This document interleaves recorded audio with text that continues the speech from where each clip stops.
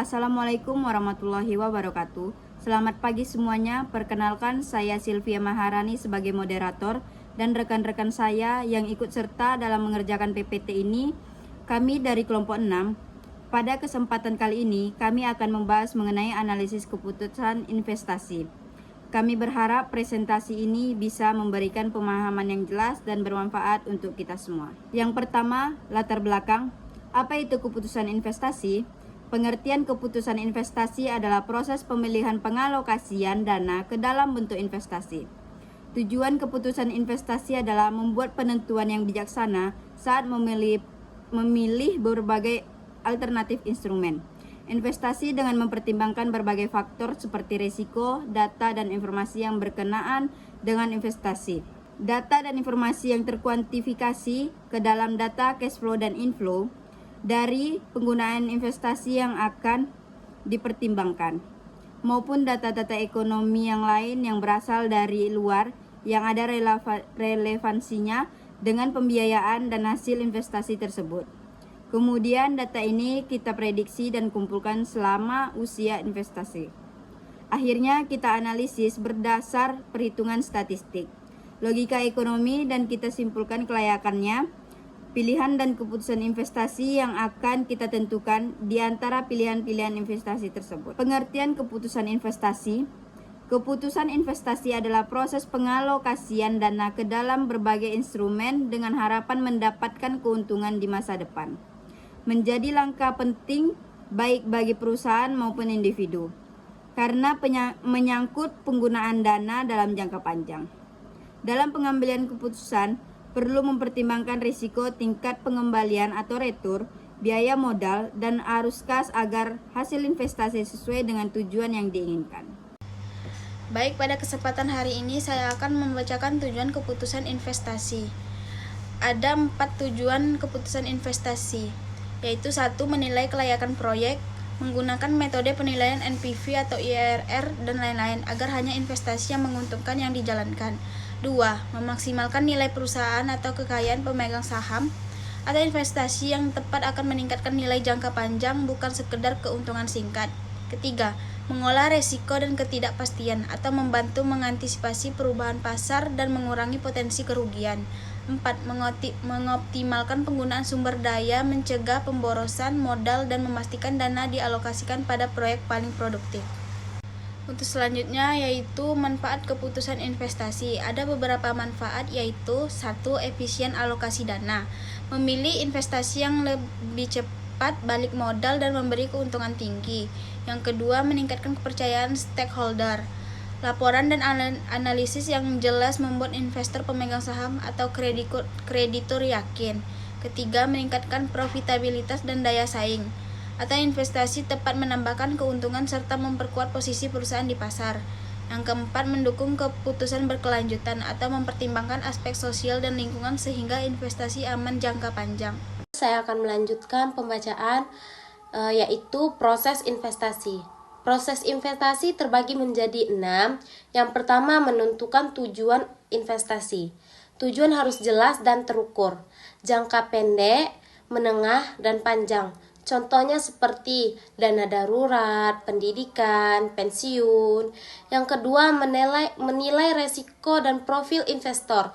Setiap investor punya toleransi resiko berbeda, atau konservatif, moderat, atau agresif.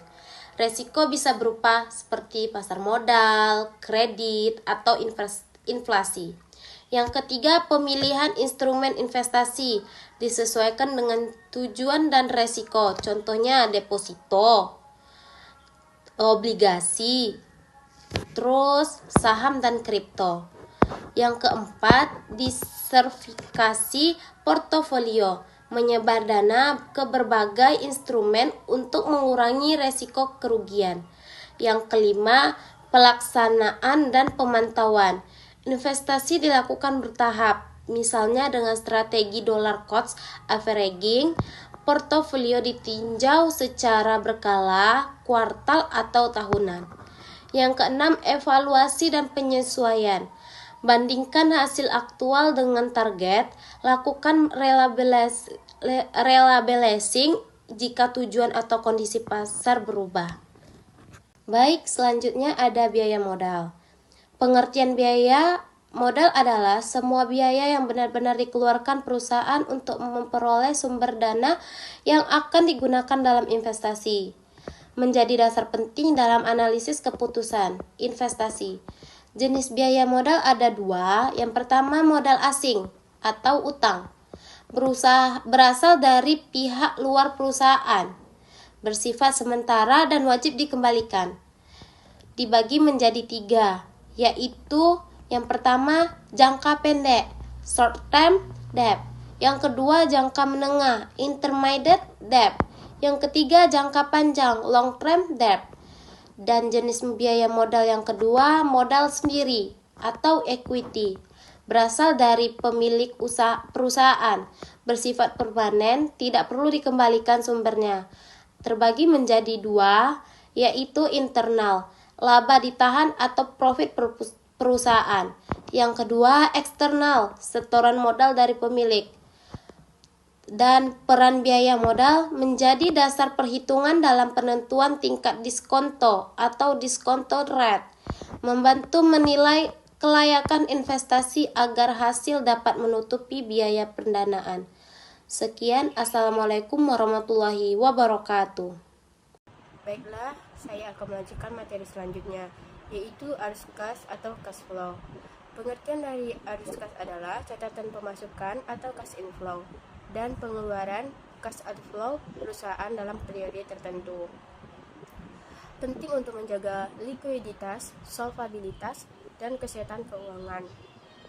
Fungsi dari arus kas tersebut adalah yang pertama mengevaluasi stabilitas dan kinerja keuangan perusahaan, yang kedua menjadi dasar analisis kelayakan investasi, yang ketiga membantu menghadapi perubahan kondisi pasar dan peluang bisnis.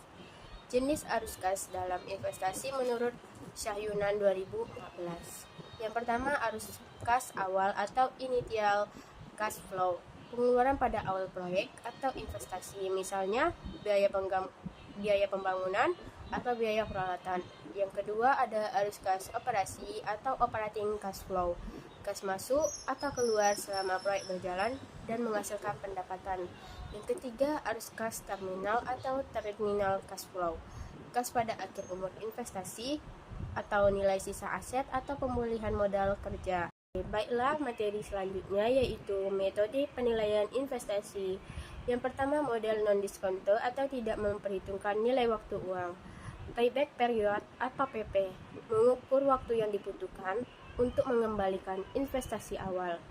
Kelebihannya yaitu sederhana, mudah dihitung, dan ada juga kelemahannya yaitu abaikan arus kas setelah periode balik modal dan nilai waktu uang.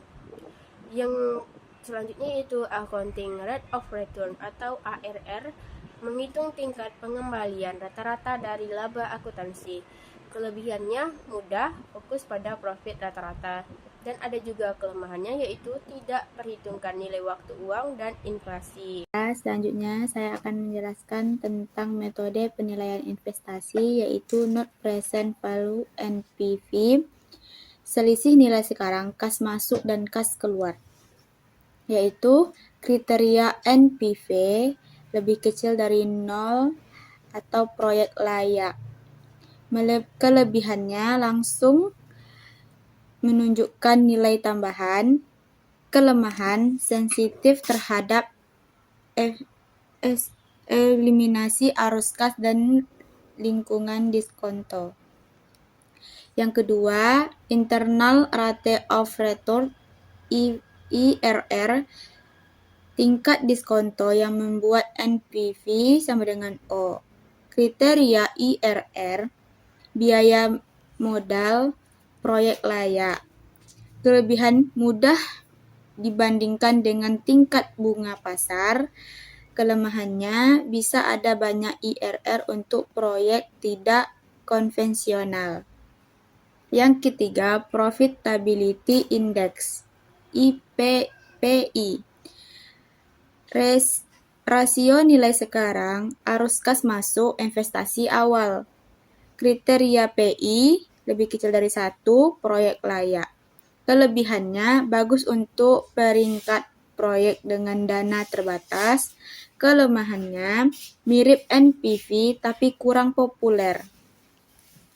Baiklah, saya akan langsung menjelaskan tentang kesimpulannya, yaitu keputusan investasi adalah langkah penting bagi perusahaan mampu individu untuk menentukan arah penggunaan dana jangka panjang. Analisis keputusan investasi membantu. Yang pertama, menilai kelayakan proyek dengan metode non-diskonto PP ARR dan diskonto NPV IRR PI. Memaksimalkan nilai perusahaan dan keuntungan pemegang saham. Mengelola risiko dan ketidakpastian melalui diversifikasi dan pemantauan. Mengoptimalkan penggunaan sumber daya agar lebih efisien, meningkatkan kepercayaan stakeholder lewat informasi keuangan yang transparan. Biaya modal dan arus kas menjadi dasar penting dalam perhitungan kelayakan investasi. Analisis investasi tidak hanya fokus pada keuntungan jangka pendek, tetapi juga mempertimbangkan aspek strategi,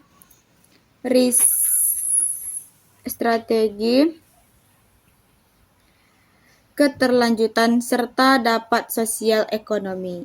Baik, sekian presentasi dari kelompok 6, yaitu kelompok kami.